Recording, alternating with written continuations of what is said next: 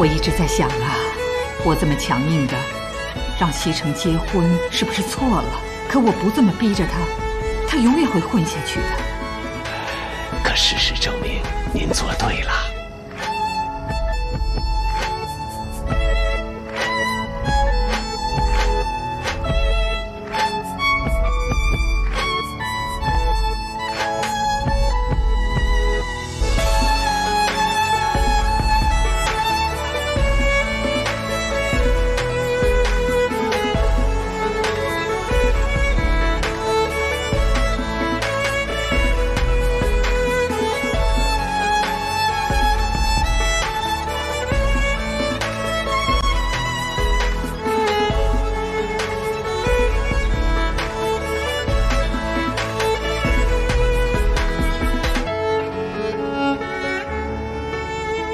少夫人很好，大家都很喜欢她。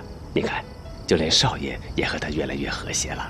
是啊，现在就是希望他们能快点有个孩子，有了孩子，西城就懂事了。我呢，也能放心的把公司的事儿啊交给他手上了。您别着急，小少爷